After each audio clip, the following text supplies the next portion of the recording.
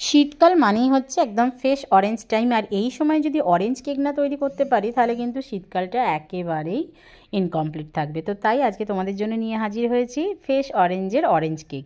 ভীষণই সুন্দর খেতে হয়, আর আমি যেভাবে তোমাদের দেখাবো তোমরা যদি সেইভাবে ঘরে তৈরি করো তাহলে তো একদম পারফেক্ট কেক তৈরি করতে পারবে। তবে কেক তৈরির জন্য আমি একটা জিনিস খুব বলি যে সবসময় মেজারমেন্ট কাপ ইউজ করবে। মেজারমেন্ট কাপ ইউজ করলে কেক তৈরি করাটা কিন্তু আরও বেশি সহজ হয়ে যায়। তো চলো আমি তোমাদের দেখাতে থাকি কিভাবে আমি তৈরি করেছি। তো এর জন্য প্রথমে যেটা নিয়েছি, আমি একটা বোল নিয়েছি, তাতে এইভাবে ছাঁকনি দিয়ে নিচ্ছি। এবার আমি এর মধ্যে দিয়ে নেব ময়দা। দেখতেই পাচ্ছ আমি এখানে যে কাপের মেজারমেন্টে নিয়েছি তোমরাও কিন্তু সেই কাপের মেজারমেন্টেই ময়দাটা নেবে। ময়দাটা ভালোভাবে আমি ছেঁকে নিয়েছি। এবার আমি ময়দাটাকে আলাদা জায়গায় সরিয়ে রেখে দিচ্ছি।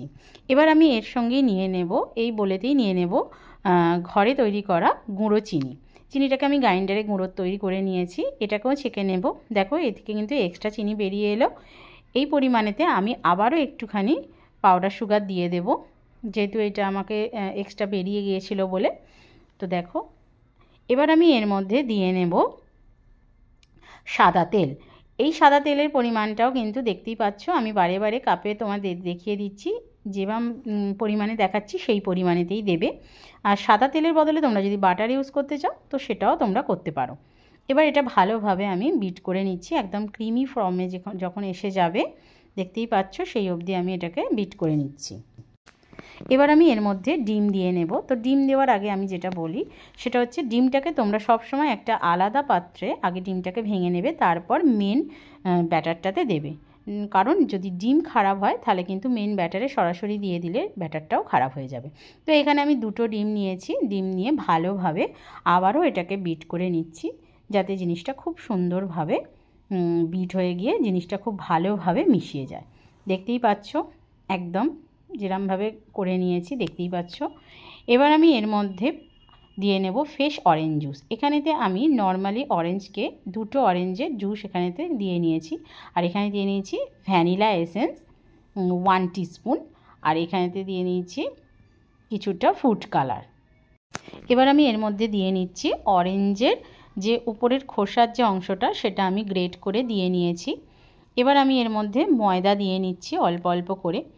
অরেঞ্জের যে উপরের যে ইয়েলো পার্টটা থাকে বা অরেঞ্জ পার্টটা থাকে সেটাকে যখন তোমরা গ্রেট করবে তখন অবশ্যই খেয়াল রাখবে যে তার তলার দিকে যে হোয়াইট পার্টটা থাকে সেটা যেন কখনো না যায়, তাহলে কিন্তু জিনিসটা খেতে ভীষণ তেতো হয়ে যাবে। এবার আমি পুরোটা ময়দা দিয়ে নিলাম এখানেতে। তারপরে আমি স্প্যাচুলার সাহায্যে এটা কাট অ্যান্ড ফোল্ড মোল্ড করে ভালোভাবে মেখে নিচ্ছি। তবে একটা কথা মনে রাখতে হবে, এই সময় কিন্তু এটা একটু ধৈর্য ধরে করতে হবে, মানে খুব বেশি হুটোপাটি করলে হবে না। কারণ যে ডিমের যে ফোমটা তৈরি হয়েছে সেটা যদি এইটা মানে ভালোভাবে মিক্স করতে গিয়ে সেটা যদি ভেঙে যায় তাহলে কিন্তু কেকটা মানে স্পঞ্জি ব্যাপারটা কম হয়ে যায়। তো এটাকে একটু ধৈর্য ধরে আস্তে আস্তে করতে হবে। এবার আমি এর মধ্যে দিয়ে নেব 2 টেবিল চামচের মতন আমুল স্প্রে। এটা একদম অপশনাল, তোমরা দিলেও দিতে পারো, না দিলেও না দিতে পারো। তো এটা ভালোভাবে আমি আবারও সঙ্গে মিশিয়ে নেব। এবার দিয়ে নিচ্ছি বেকিং সোডা, তার সঙ্গে দিয়ে নিয়েছি বেকিং পাউডার। প্রথমে আমি বেকিং পাউডার দিয়েছি, তারপরে আমি বেকিং সোডা দিয়েছি। তো দেখো এবার আমি ভালোভাবে এটাকে মিক্স করে নিলাম। এবার যেটা করব এর মধ্যে আমি টুটি ফুটি দেবো। টুটি ফুটিটা দেওয়ার জন্য আমি এখানেতে টুটি ফুটির ওপরেতে হালকা করে একটু ময়দা নিয়ে নিয়েছি ভালোভাবে মাখিয়ে। এবার আমি কেকের মোল্ডটা নিয়েছি, কেকের মোল্ডে সামান্য আমি সাদা তেল ব্রাশ করে নেব, যেটাকে অয়েল ব্রাশ বলে। তারপরে আমি এর ওপরেতে ময়দা দিয়ে ভালোভাবে এটাকে কোট করে নেব। এই মোল্ডটা কিন্তু আমি কিনেছিলাম নিউ মার্কেট থেকে কেকের। তো এখনও পর্যন্ত এটা দিয়ে আমি কিছুই করে উঠতে পারিনি। তো আমার মনে হলো কেননা অরেঞ্জ কেকটাই এটাই করি। তো দেখো এটাই করব, দেখা যাক কীরকম দেখতে হয়, আশা করছি ভালোই হবে। এবার আমি এর মধ্যে দিয়ে নেব টুটি ফুটিটা, দিয়ে ভালোভাবে মিশিয়ে নেব। তো দেখো টুটি ফুটিটা আমি দিয়ে মিশিয়ে নিয়েছি। ময়দাটা দিয়ে টুটি ফুটিটাকে এরম কোট করার কারণ যাতে না টুটি ফুটিটা একদম কেকের তলায় চলে যায়, মানে ময়দাটা দিলে টুটি ফুটিটা কিন্তু কেকের মধ্যিখানে মানে মধ্যে মধ্যে থেকে যাবে, একদম তলায় চলে যাবে না। এবার দেখো আমি মোল্ডের মধ্যে ব্যাটারটা কিছুটা ঢেলে নিয়েছি যতটা দরকার, খুব বেশি কিন্তু ভর্তি করে দিলে হবে না, কারণ ব্যাটারটা আবারও ফুলবে। আর যে অবশিষ্ট অংশটা ছিল সেটা আমি অন্য একটা মোল্ডেতে ঢেলে নিয়েছি। এবার 180 ডিগ্রি সেলসিয়াসেতে কনভেকশানেতে 35 মিনিটের জন্য আমি বেকিংয়ে রেখে দেবো।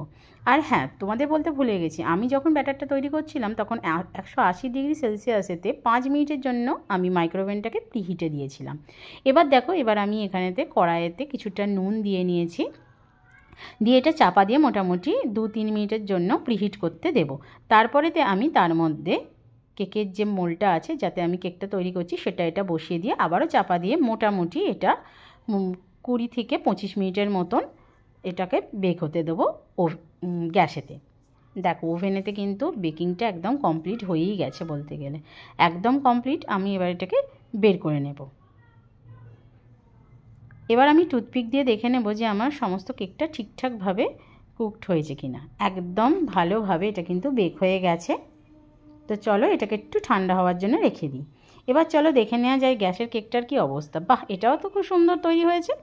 তবে আমার যেহেতু ব্যাটারটা বেশি ছিল না, তো এটা বেশি টাইমও লাগেনি আর খুব বেশি কিন্তু ফোলেও নি, মানে যতটা দরকার ততটাই ফুলেছে। তো এবার চলো এটাকে ডিমোল্ড করে দেবো। এইভাবে প্রথমে কিন্তু আশপাশগুলোকে ভালোভাবে ছুরি দিয়ে একটু কেটে নিতে হবে, যাতে না জিনিসটা মোল্ডের ভিতরেতে আটকে যায়, তাহলে কিন্তু কেকটা ভেঙে যাওয়ার একটা ভয় থাকে। আর অবশ্যই কেক কিন্তু সব সময় ঠান্ডা করে তবেই মোল্ড থেকে আনমোল্ড করবে, নাহলে কিন্তু কেক ভেঙে যাওয়ার একটা ভয় থাকে।